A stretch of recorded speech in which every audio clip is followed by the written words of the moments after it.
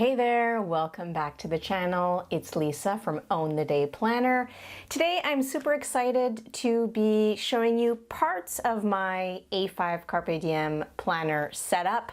Today what I really want to do is get some tabs going. I think tabs are an integral part of a ring binder system, if you will. So if you want to see how I'm going to put together my Carpe Diem tabs using some Carpe Diem goodies that I got online, and you like these kinds of videos, especially all things planner related and DIY, go ahead and hit that subscribe button and give this video a big old thumbs up if you like what you see. So if you want to see me put together some of my side and top tabs, just keep watching.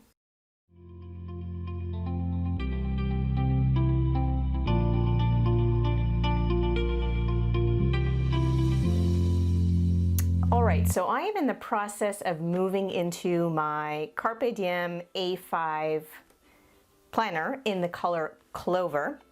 And the thing with me is, and if you're following this channel, you've probably heard me say this before, I am very much of a daily planner. Not that I have anything against weekly spreads, and I'm just starting to come around to monthly spreads, but I'm really a daily planner. And due to that, as you can see, my planner is getting pretty chunky as I'm preparing to move into this for the summer period. And so I've already got generally about 3 months of inserts in there. And as for the dailies, well, I generally go with about a month at a time, even though I do like to plan quarterly. So typically everything I do is at about 3 months chunks. But because I have a lot of sections, and this is really my catch-all planner, I'm using one planner, which is why it's so fat and chunky, though I do like it like that. This is why I'm badly in need of some tabs. So let me show you what I mean. So I'm moving into my first Carpe Diem. And I recently did a Carpe Diem haul, which was so much fun. And if you haven't seen that yet, I'll link it up in a card above. But I did a massive Carpe Diem haul very recently, and I picked up a lot of goodies to kind of start myself off on the right foot. Even though I do like to design my own things and dashboards and inserts, I really thought, why not jump onto the Carpe Diem kick and give it a try? So I did a big haul. You can check that out. It's actually in 2 parts because I really splurged. And one of the things that I got were these monthly spreads. I also recently did my June plan with me, so you can kind of see that there, these monthly spreads. And these are all beautifully tabbed out. But if you look at my planner, sort of, you know, when everything is closed up, I really can't see anything past these A5 dashboards, or dividers rather, here for the months. And so even though I do have some sections here that have also these dividers that I picked up from Carpe Diem, and they're nicely already plasticky and tabbed out, and I'd really just need to stick whatever the name was on there. The problem is, when everything's closed, I really can't see anything. So I love side tabs, but at this point in the game of the setup, I think I would really like some top tabs. And I just think that having a combination of top tabs and side tabs is not only ultra convenient, but it also looks cute. So my goal is going to be to keep these dividers as they are. I will leave these blank because I can't see them anyway, and that will allow me to reuse them again in the future. And then what I can do is just go ahead and use the Carpe Diem clear labels. So if you had dashboards that you made yourself, or dividers that you made yourself, and you didn't do the cutout, for example, for the tab, or you didn't know how to do it, you could purchase these clear labels from Carpe Diem or any other company that makes them and stick them on. The problem with buying just these is that you don't have any labels unless you want to make them yourself. But because I was doing a big haul, I went ahead and also picked up these labels, which kind of have the ready-made sort of words that you would want on them. Things like projects or calendar, to-dos, work, business, home, routine, menus, whatever. There's all kinds. There's multiple different stickers. All you're seeing here is the front page. So what I thought I would do is just use these and combine them with this, so that even though these already have side tabs, I can't see them right now. So if I intend to use them, which I do, for now, I'm going to add some sticky labels on the top and just kind of space them out so that I have top tabs. And then eventually, if I decide I want to use these as side tabs one day in the future, I can simply remove whatever I've put on there. Of course, another thing you can do if you've made your own dashboards, if you've purchased dashboards like these ones and you don't want the side tabs, you could of course slice them off. I'm not willing to do that because I think I'd like to use these at some point in the future and rethink them and reuse them for something else. So for now, I'm going to be adding some labels with these. And I kind of already know there are 6 of them that came in this pack. I already know what I'm using them for because I've started to move into this one. I'm not fully set up. I will do a full flip through once it's completely set up. But at this point, I'm just so badly in need of some tabs that I'm gonna go ahead and do that. So I'm gonna open up each of these packs and just kind of get started. So when you open these up and you try to peel one away, there's a very sticky side and then there's just the glossy side. So I think what you're meant to do is just line these up with the edge of your paper, place it wherever you want, and fold it back. But then I think you can also put your sticky label either on the outside of this or slip a piece of paper in there and then close it. I really want to put these labels on, and I'm debating whether or not I want to put the sticker on the inside or on the outside. It'd probably be a lot easier on the outside than trying to position it super straight on the inside. If I fold this over, I mean, you really don't have too much margin of error here. So if I get it wrong, I've kind of wasted the label. So I'm gonna just try to think it out. I've got 6 tabs, so I would need space. So for example, 1, 2, 3, 4, I might not even make it, that's 5. I'd have to kind of space them out really close to get all 6 as top tabs as opposed to side tabs. Obviously on the side, there's a lot more space. So I'm gonna have to try to think this out. And I think the first category that I have here, yep, it's, is it the first category? Let me see. I think it's my budget trackers or my income and expense trackers. So I'm thinking I am going to pull out the first one that I need, which is, I guess it's going to be money. I can use the little money stickers or see if there's something else that I might want to put there, because this would be tracking not necessarily the home budget. It's not a budget, it's just tracking my income and expenses for the various streams of income that I have. So there's one that says expenses, but that doesn't cover it. Purchases, that doesn't cover it. It's not a budget. I think, well, these are really hard to see because they are clear. They're hard to see on camera, I'm sure, and even looking at them, there's so much glare. I think I might, just to keep things simple, use the money symbol. There's just a row of dollar signs because I don't actually see anything that says budget, and I don't want, well, there is a budget there, but I don't really want to use budget because this is not a budget. So I think that would probably be the most logical one. So I'll take that off, set those aside for now. And so if I'm tracking expenses and income, that just falls into the category of money. And then I take this label. So if I take this little money symbol sticker and then this label, I'm assuming it goes like that. So I'm going to place this in the upper right section of the crease so that I can see it sticking out. I'm guessing that's how it goes because it's clear. And then I would want to put this in the farthest corner. Oh, see, of course I did that wrong.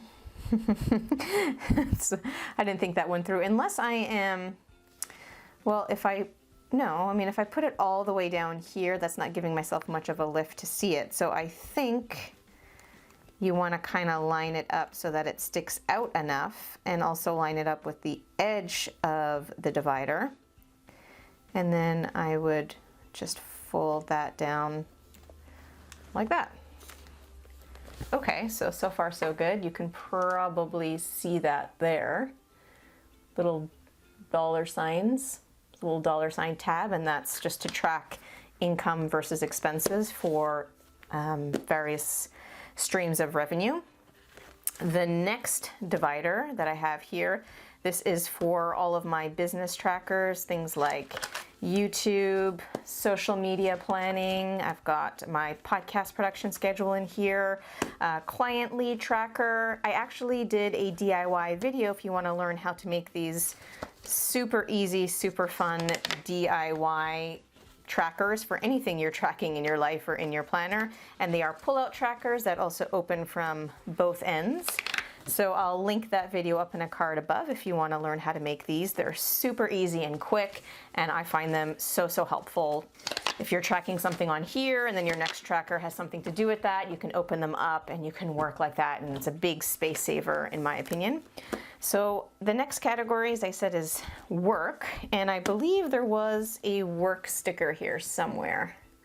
It's right there. So I'm going to go ahead and grab, well, work. I'll say it's business more than anything. It's all different areas of business that I work in. So I'll grab another one of these clear tabs.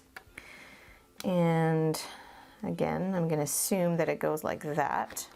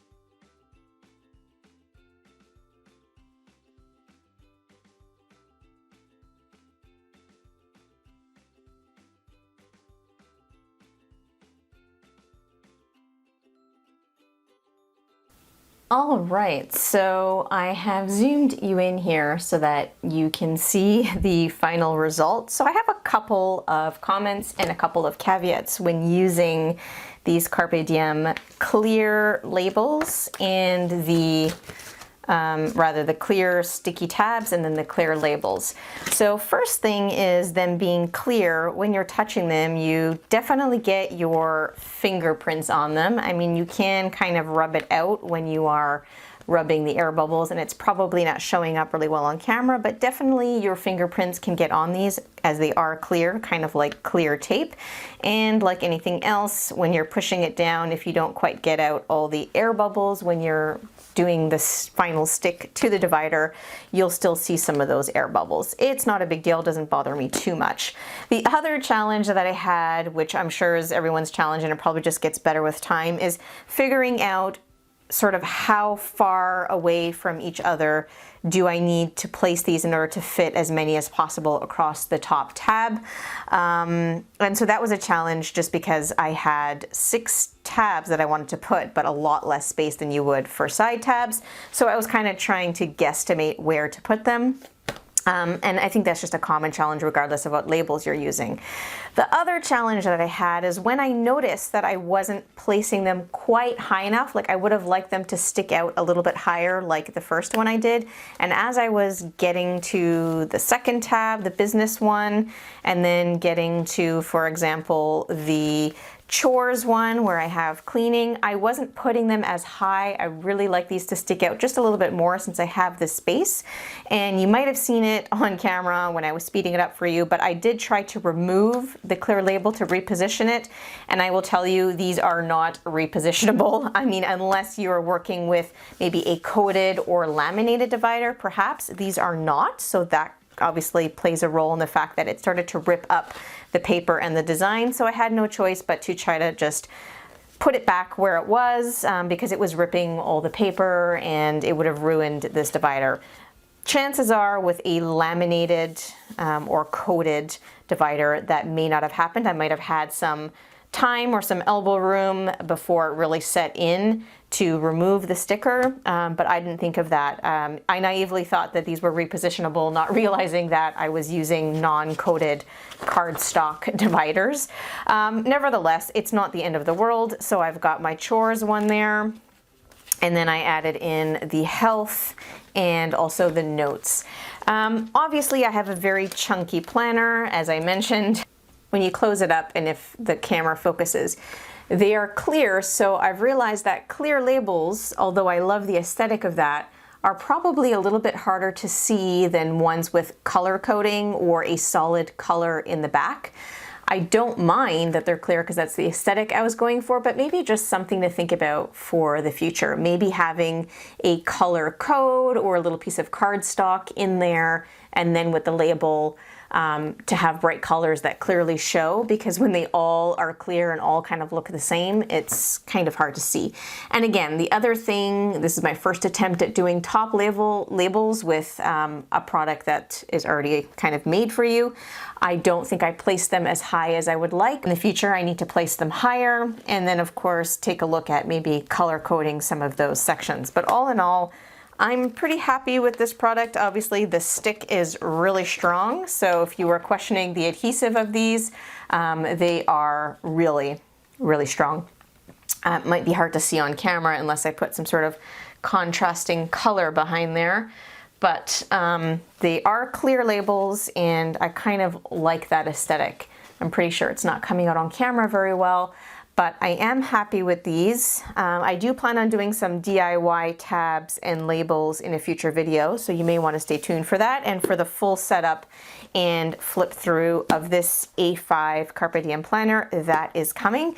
So I hope that you found that helpful, and maybe that will inspire you to either do your own using whatever materials you do already have at home, or maybe using some pre-done label stickers and then maybe getting yourself some label words or making them yourself. Either way, there's so many ways to do side tabs and top tabs yourself. I just wanted to try this out since it was something I picked up in the haul. Would I do it again? Maybe, but I think knowing what I know now about perhaps being careful about putting them on simple cardstock and not coated, they are not repositionable at all on regular cardstock, and I would need to find a way to make sure that I'm placing them high enough. I don't think that they stick out enough for my liking, but if you do like the clear aesthetic, it might be a good choice. And even though they are clear, you can certainly put a color piece of paper there or a color tab, as I've seen many people do. So not bad for a first attempt, but it may be something I will rethink for the next setup or the next batch of dividers that I want to label. So I hope that you found that helpful. If you like these kinds of videos, anything to do with planning or planner related DIYs, crafting, I'd love for you to support the channel. Go ahead and give this video a big thumbs up. Hit that notification bell, making it go from red to gray so that you can be notified every time I upload a new video. I typically upload at least 2 videos a week of this genre, so if you enjoy this kind of stuff, I look forward to hanging with you in the next adventure. Bye for now.